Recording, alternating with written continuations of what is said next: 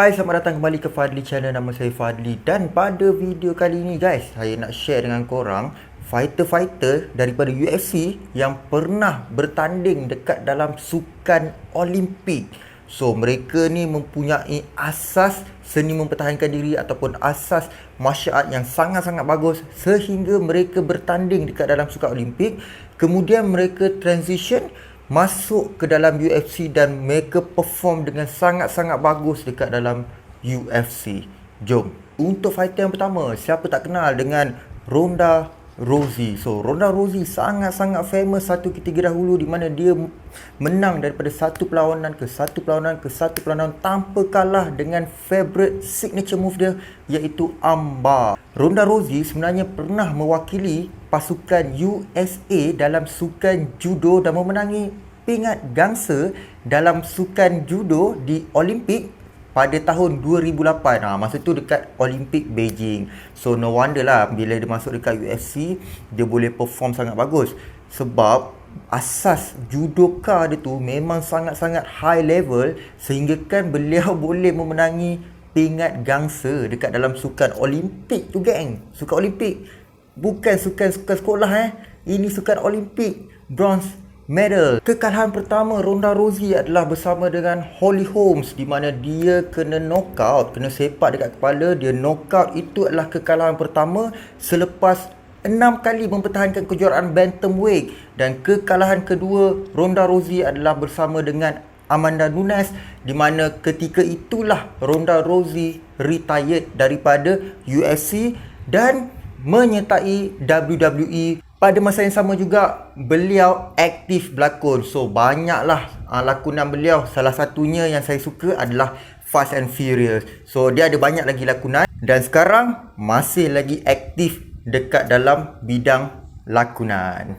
Fighter seterusnya, kita ada Yoel Romero, The Soldier of God. So, Yoel Romero berasal daripada Cuba dan pernah memenangi silver medal dalam sukan wrestling jenis freestyle. So, if you guys nak tahu, wrestling ni dia ada dua jenis tau. Dia ada satu freestyle, dia ada satu lagi Greco-Roman wrestling. Untuk freestyle ni, you guys boleh take down, boleh tangkap kaki lah. Tapi untuk Greco-Roman, dia hanya main pinggang dan ke atas saja. So, kalau nak angkat pun kena angkat daripada pinggang. Jadi, itu sedikit tentang wrestling. Kita kembali balik kepada Yoel Romero. Beliau digelar Soldier of God kerana beliau ni salah seorang fighter yang agak berusia, walau bagaimanapun masih mampu untuk bersaing dengan peserta-peserta yang lebih muda daripada beliau. Dan beliau punya striking dan grappling seakan-akan lebih kurang sama bagus. Untuk pengetahuan korang, Yoel Romero memenangi pingat perak dalam sukan wrestling mewakili negara beliau iaitu Cuba pada tahun 2000. So, kalau korang peminat UFC tapi tak kenal siapa Yoel Romero, korang patut kenal dengan Yoel Romero dan cuba tengok highlight-highlight dia. Dia memang gila lah geng. Dia memang gila. Seterusnya kita ada siapa? Kita ada Henry Cejudo. So, Henry Cejudo merupakan pemenang pingat emas acara freestyle wrestling mewakili negara beliau iaitu USA pada Olimpik tahun 2008 di Beijing. Mungkin dia kenal lah kot dengan si Ronda Rousey ni sebab masa tu Ronda Rousey tengah fight dekat judo. Henry Cejudo ni tengah fight dekat wrestling. So Ronda Rousey dia menang pingat gangsa.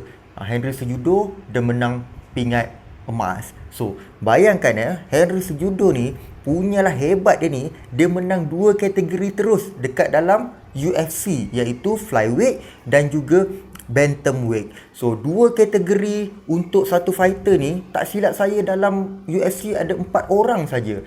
Nanti saya recall balik, tapi itu tak penting. Yang paling penting sekali saya nak bagi tahu dekat korang kehebatan Henry Cejudo ni merangkul dua kejohanan UFC dalam dua kategori yang berbeza geng. So dah lah menang Olimpik, perform bagus dekat UFC.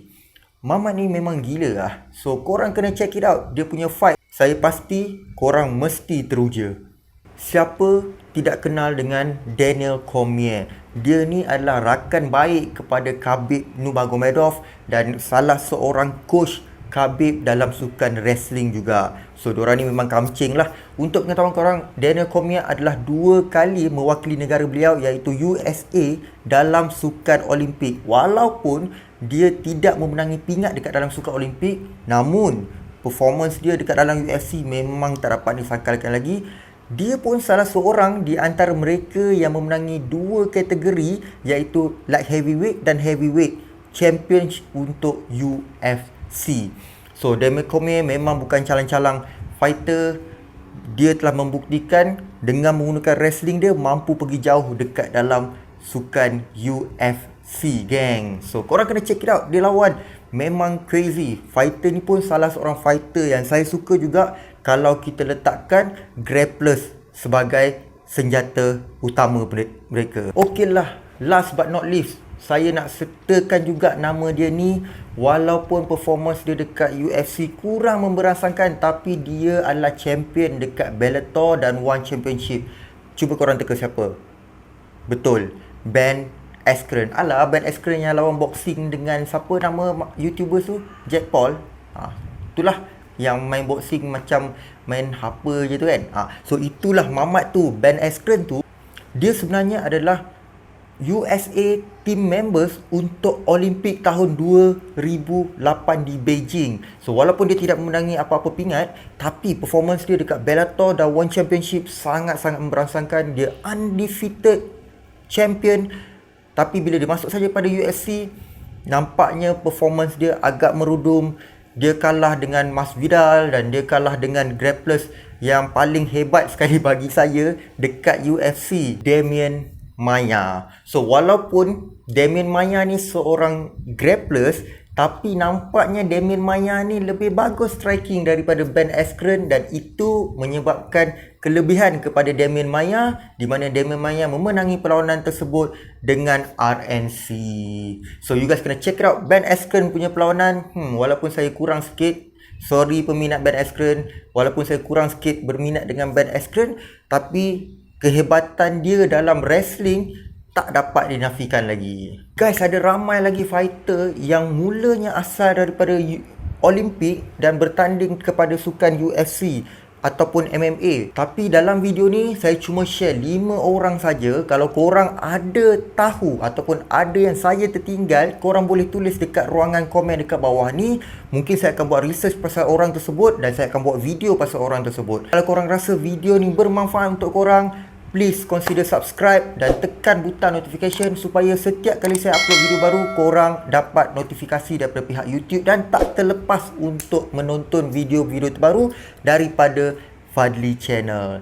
Sehingga kita jumpa lagi pada video-video akan datang. Bye-bye.